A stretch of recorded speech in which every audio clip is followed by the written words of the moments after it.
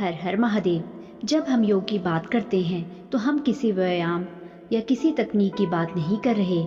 हम इस सृष्टि के विज्ञान की बात कर रहे हैं और कैसे सृष्टि के इस अंश को इसकी परम संभावना तक ले जाया जा सकता है। जब शिव योग का संचारण और सृष्टि की संरचना की व्याख्या सप्तऋषियों से कर रहे थे, तब एक सुंदर घटना घटित हुई। सप्तऋषियों में से एक ऋषि, जो भृगु महर्षि के नाम से जाने गए, शिवजी के एक उत्साही भक्त थे। इस पहले योग कार्यक्रम में जो कांति सरोवर के किनारे हो रहा था, जिसे कृपा की झील के नाम से भी जाना जाता है, माता पार्वती भी मौजूद थी। भृगु हमेशा की तरह सुबह जल्दी आए और वे शिव की प्रदक्षिणा करना चाहते थे।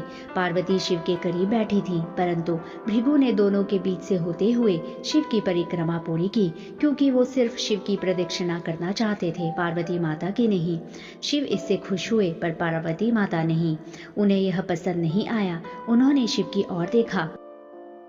शिव जी ने माता से कहा, थोड़ा और करीब हो जाओ, वो परिक्रमा करेंगे। पार्वती और करीब आ गईं। भृगु ने देखा कि उनके निकलने के लिए पर्याप्त जगह नहीं है, तो उन्होंने एक चूहे का रूप धारण किया और पार्वती को बाहर रखते हुए अकेले शिव जी की परिक्रमा पूरी करी। पार्वती जी क्रोधित हो गईं, तो शिव जी ने उन्हें अपनी गोद में बिठा लिया। तब भृगु ने एक छोटे पंछी का रूप धारण कर शिव जी की परिक्रमा पूरी की। अब पार्वती माता अत्यंत क्रोधित हो चुकी थी। उसके बाद भोलेनाथ ने अर्धनारीश्वर रूप धारण कर लिया, जिससे आधा हिस्सा शिव का बन गया और आधा हिस्सा माता पार्वती का। भृगु ने यह देखा और खुद को एक मधुमक्खी के रूप में बना लिया और उनकी दाहिनी टांग का चक्कर लगा लिया। भृगु का बचकाना भक्ति भाव देखकर शिवजी तो खुश हुए, पर साथ ही वे नहीं चाहते थे कि भृगु अपनी भक्ति में इतना खो जाए कि वो प्रकृति के परम स्वभाव को ही समझ न पाए। तो वे सिद्धासन में बैठ गए। अब भृगु के पास कोई रास्ता नहीं बचा था कि वो सिर्फ शिव या उनके शरीर के किसी हिस्से का चक्कर लगा सकें। अगर उन्हें अपरिक्रमा करनी थी तो दोनों सिद्धांतों, स्त्रैण और पौरुष, दोनों की ही करनी पड़ेगी।